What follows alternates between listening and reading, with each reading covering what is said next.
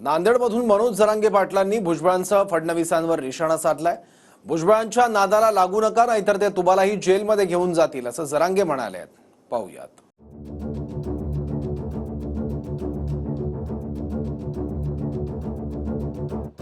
नांदेडच्या रॅलीतून जरांगे पाटलांच्या निशाणावर भुजबळांसह फडणवीसही आले। भुजबळांच्या नादाला लागू नका, नाहीतर भुजबळ तुम्हालाही जेलमध्ये घेऊन जाईल, अशी टीका जरांगेंनी केली। छगन भुजबळ राजकारणी माणूस आहे, देव जेलला जाऊन तुम्हाला सुद्धा जाता घेऊन जाईल, त्याच्या नादी नका लागू। मराठे एकटेच 50-55% येत। तुम्ही किती भारी उमेदवार जागीरदार उभा केला तरी मराठे त्याला पाडीत असते।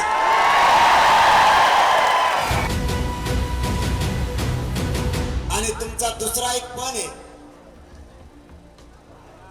की मी ओबीसीचे नेते एकत्र करून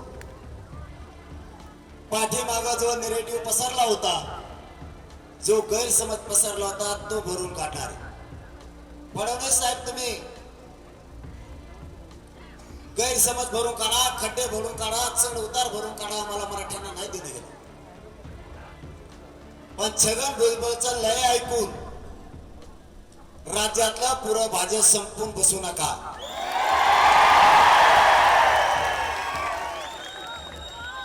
माझं तुम्हाला सांगणं आहे, आम्ही तुम्हाला कधी विरोधक मानलेलं नाही,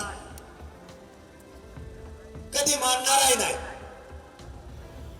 आमचं आहे ते आरक्षण द्या, हेच मराठे तुम्हाला डोक्यावर घेऊन नसते। पण जर छगन भुजबळचं ऐकून मराठ्यांना त्रास द्यायचा प्रयत्न केला तर 288 उमेदवार पडत असतात तुमचे।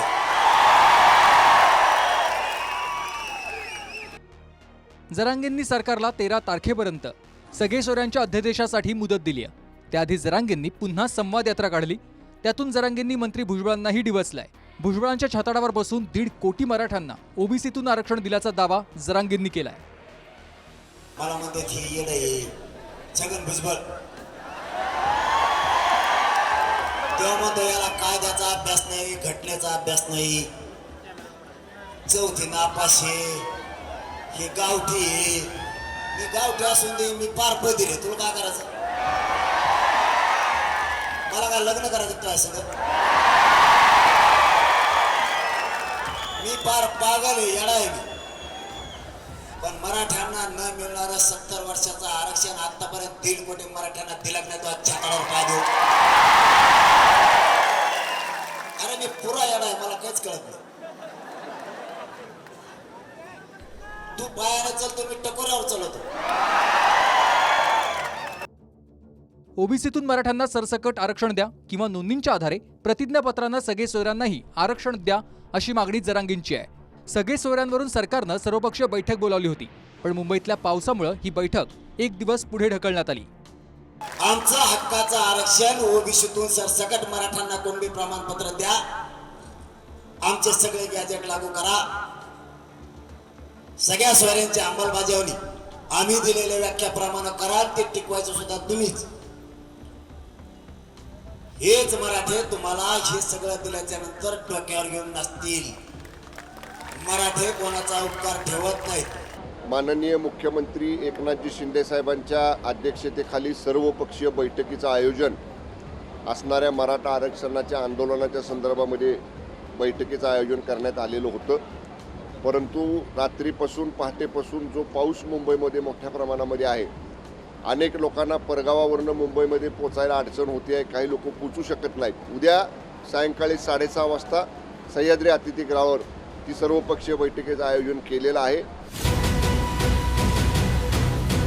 कुठल्याही परिस्थितीत मराठा समाजाला ओबीसीतून आरक्षण दिले जाणार नाही आणि सरसकट कुटुंबांचे प्रमाणपत्र दिले जाणार नाही, हे जे आम्हाला लेखी स्वरूपामध्ये आपण आश्वासन दिलेलं आहे, वचन दिलेलं आहे, त्याच्यामध्ये कुठेतरी बदल करण्याची मानसिकता राज्य सरकारची आहे, असं ज्यावेळेस या ओबीसी समाजाला लक्षात येईल, त्या दिवशी मात्र या संपूर्ण महाराष्ट्रातील ओबीसी रस्त्यावरती येऊन आपल्या संविधानिक अधिकाराचं रक्षण करणार आहे। सगळे सोयऱ्यांचा अध्यादेश टिकणार नाही, हे सरकारचेच मंत्री गिरीश महाजनही म्हणालेत। आता सर्वपक्षीय बैठकीत काय ठरतं हे 24 तासात स्पष्ट होईल। संजय सरोदेसह सागर सुरोसे, TV9 मराठी, नांदेड।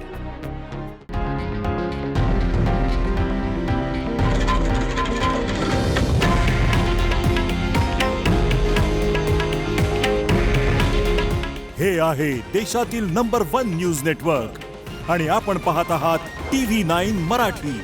काळजी तुमची, हित महाराष्ट्राचं.